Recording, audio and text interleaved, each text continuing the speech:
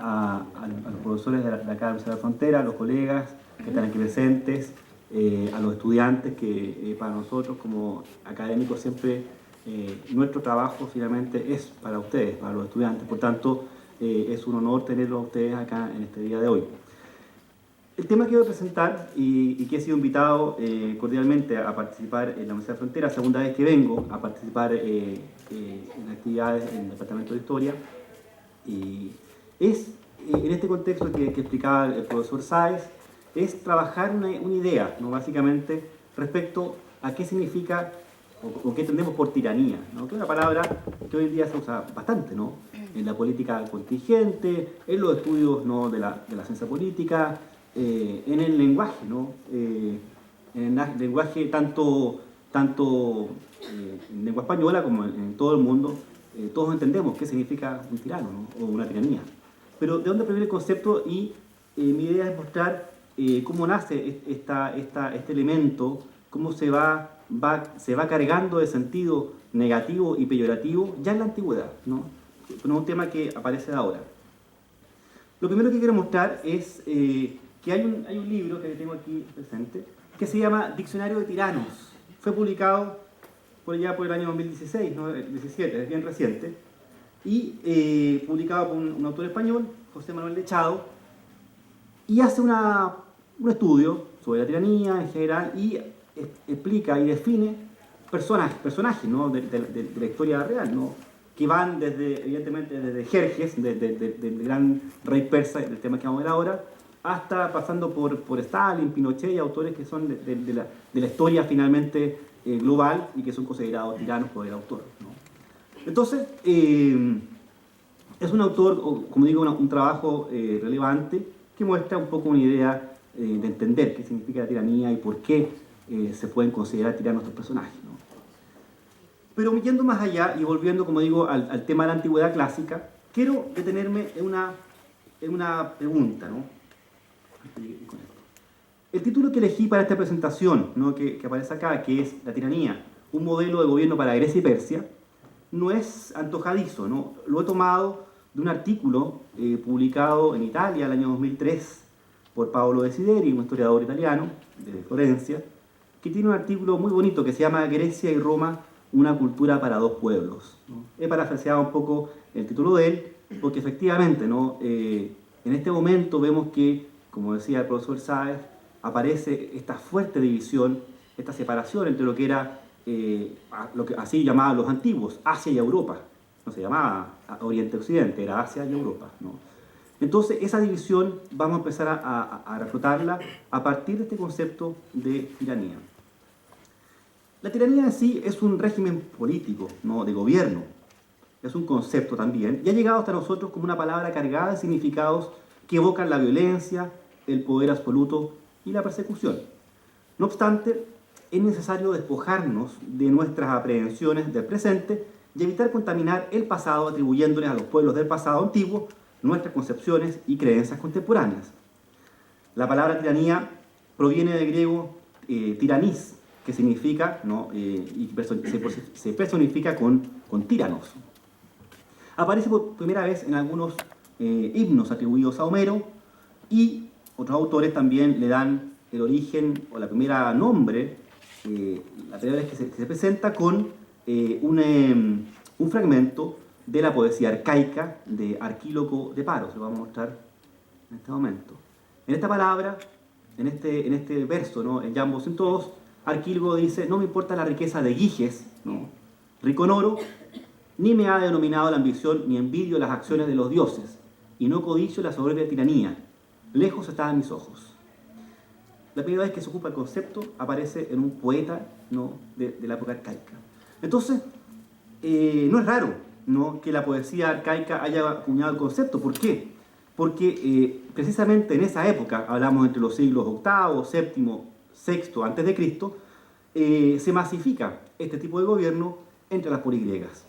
Y así vamos a encontrar también muchas referencias al tirano o a la tiranía, aparte de Arquíloco, en Simónides, Alceo, Teognis y obviamente Solón. Esta tiranía también se define de alguna manera por oposición. Es interesante ver que los conceptos hoy en día uno puede definirlos por qué es lo que no significa o cómo se contrapone. Es más fácil, uno puede decir, entender un concepto si uno lo compara con otro elemento en particular, como un antónimo, en fin. Entonces, es un tipo de gobierno que se opone, en primera instancia, se opone a la nobleza y a la aristocracia, que posee el capital político, en este caso el tirano, en los sectores más desposeídos de una polis. Y para alcanzar el poder, un tirano se gana a favor del pueblo con prebendas, obras públicas, festividades, entre otras. Esta modalidad ya es descrita por el poeta de Megara, Teognis, ¿no? Que dice: no ayudes a triunfar a ningún tirano llevado por la esperanza y cediendo el deseo de ganancia. No le mates tampoco si le has prestado un sagrado juramento. Por tanto, ya en Teognis uno puede ver, un poeta, como digo, de la época arcaica, cómo el tirano no logra nada si no tiene el apoyo del pueblo.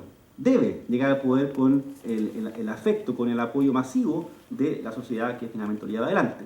¿Por qué? Porque el tirano, según la historiografía de la antigüedad, es un personaje que es expulsado de su sector social, en este caso de la aristocracia, la nobleza, y en resentimiento, en odio a su ex grupo social, gobierna a favor del pueblo para atacar a la aristocracia finalmente, ¿no? Entonces ese es el sentido clásico, ¿no?, de la antigüedad griega del concepto de tirano. Otro de los elementos que caracteriza a la tiranía de la antigüedad y probablemente le da la notoriedad a este tipo de gobierno es que se alcanza el poder a través de la coacción y el uso de la fuerza. Así señalaba Solón en sus propuestas de su famoso corpus poético. Decía Solón: pues lo que dije lo cumplí con ayuda de los dioses, y en lo demás no actué sin motivo. Ni la tiranía me agrada alcanzar por la fuerza, ni que en la fértil tierra de mi patria los nobles y los humildes igual parte tengan. Interesante, ¿no? Solón le toca hacer una gran reforma, ¿no?, social, ¿no? Una de esas reformas era eliminar la esclavitud por deuda. En esa época alguien podía ser esclavo por las deudas que tenía, ¿no?, y se vendía como esclavo, ¿no? Por tanto, él elimina, porque considera inmoral, y hace una gran reforma, pero lamentablemente queda en el olvido su reforma, porque una vez que él huye de Atenas, los tiranos vuelven, ¿no? La tiranía era tan popular que, a pesar de las reformas sociales de Solón, la tiranía va a seguir siendo popular e importante en Atenas. Una tercera característica de la tiranía en la Grecia arcaica es que el tirano suele hacerse acompañar también de una escolta armada ante la permanente amenaza de asesinato, como lo contaba también Teognis. Aristóteles, en la Atenaion Politeia, ¿no?, también traducido como Constitución de los Atenienses, una obra interesantísima, de las últimas textos que se encontró de Aristóteles. Recién, hacia fines del siglo XIX, se encuentra un fragmento, un texto entero, y que se traduce a nuestro idioma y habla de la historia de Atenas, ¿no? Toda la historia de Atenas, de los orígenes hasta finalmente la época de él. Y es una obra magnífica que recomiendo que la lean. Es una obra que va explicando cómo nace una institución, cómo nace la institución, la división de poderes. Es un texto, como digo, que es el más reciente encontrado por la epigrafía y en este caso la filología. Dice Aristóteles sobre este fenómeno de la escolta armada. Cuando habla de Pisístrato, tirano famoso de la tiranía de Atenas, como Pisístrato pasaba por ser el más grato del pueblo y había conseguido gran renombre en la guerra contra los megareos, decidió herirse a sí mismo y, con el pretexto de que sus heridas habían sido causadas por sus adversarios, persuadió al pueblo de que le dotase de una escolta personal, siendo Aristón quien redactó la propuesta. Una vez que se rodeó de los llamados maceros, se llamaba a los escoltas, se levantó con estos contra el pueblo y tomó la Acrópolis en el 30º año del segundo año después de la promulgación de las leyes, en el acontado de Comias.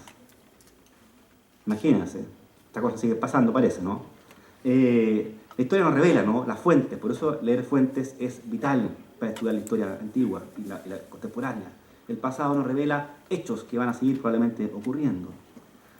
Esta proliferación de tiranías en el mundo griego, debido a las características mencionadas anteriormente, y al debilitamiento progresivo de las aristocracias locales de cada polis, llevó a que este tipo de gobierno tuviera un férreo enemigo: Esparta. La hegemonía lacedemonia, que alcanza su apogeo entre los siglos VII y VI a.C., va a consolidar su posicionamiento político en todo el Peloponeso, al declararse como guardiana y custodia de los valores tradicionales del mundo griego. Así nos cuenta Tucídides, que nos dice: los espartanos desde muy antiguo tuvieron buen gobierno, eunomía, concepto griego fundamental, y estuvieron libres de tiranos. ¿Y por qué? Porque, como digo, Esparta se presentaba ante el mundo como una sociedad que custodiaba los valores tradicionales del mundo griego, así como las instituciones y los regímenes de antaño, es decir, la monarquía. Para el caso de Esparta, diarquía, siempre tuvieron dos reyes. ¿Por qué? Porque los controlaban entre ellos y evitaban el tirano. Por tanto, para Esparta la monarquía era el mejor tipo de gobierno y no había algo mejor que pudiera servirle al mundo griego. Es por esto que Esparta afianza su poderío derribando tiranías o colaborando con los grupos oligárquicos de cada polis para este objetivo. El año 514 a.C. se produce un hecho que conmociona a Atenas.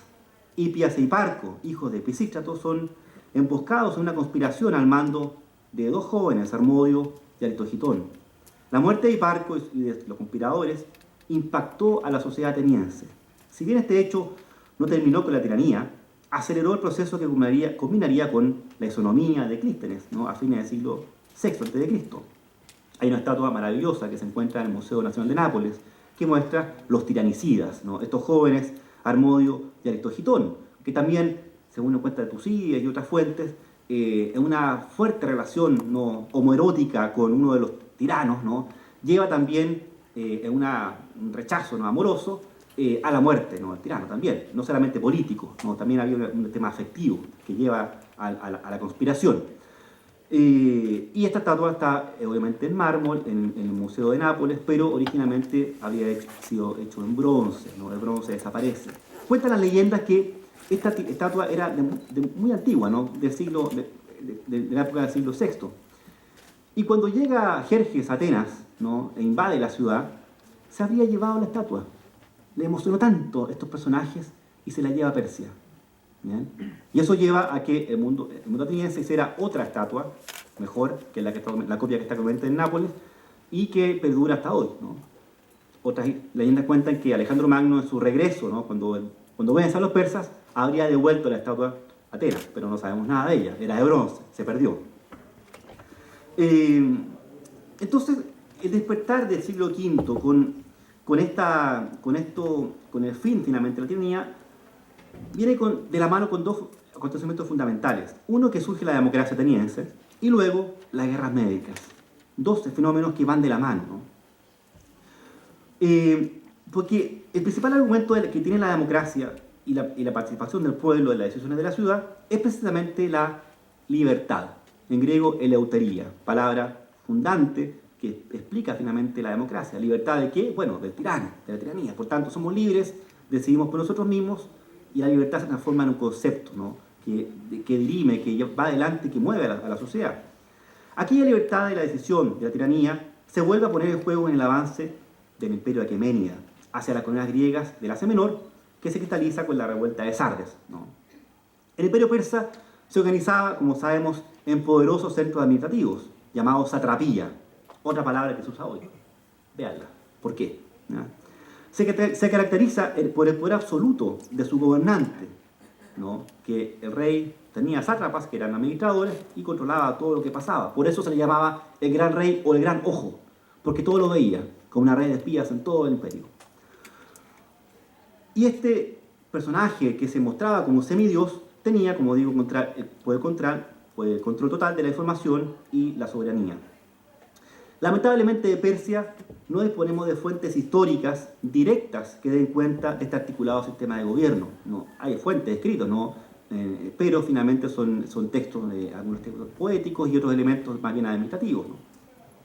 Quizás el texto Persicá, compuesto por un médico griego al servicio de Persia, que trabajaba con los reyes, llamado Ectesias de Nido, llega hasta nosotros de manera fragmentaria y refleja de alguna manera las complejas disputas que tenían las dinastías al interior de esta casa aquemenida y las dificultades para administrar el territorio. Un recordado historiador italiano, Santo Mazzarino, ¿no?, importante historiador ya fallecido, ¿no?, en la década de los 80, tuvo gran impacto, tuvo a bien precisar que si bien el origen del término tíranos tiene una matriz asiática arcaica, no se denominaba así a los reyes de Lidia y tampoco a los reinos vecinos. No usaban ese término en el mundo oriental. Para Mazzarino, tíranos significa señor. Tíranos literalmente es el señor. ¿Bien? ¿Cómo decir? Sidi, en árabe, mi señor. ¿Bien? Muy parecido. Y su origen no sería lidio, sino en general del ámbito asiático, también muy difundido en el mundo griego, Egeo particularmente, y se adopta por Grecia, ¿no? Desde Asia Menor se adopta el término tiranos y empieza a ocupar el sentido que tiene en la época arcaica, que era más bien un señor, ¿no? Y no tenía en su origen un sentido despreciativo. Las polis griegas van a entrar en contacto entonces con los reyes persas, ¿no?, con Ciro, Darío, Cambises, Jerjes, durante el conflicto que obligó a una alianza de toda Grecia por la libertad.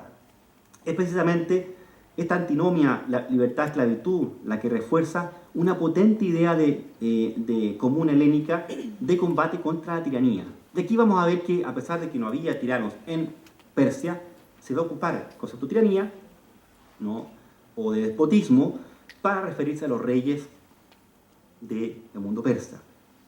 ¿Quiénes son los culpables finalmente de esta idea?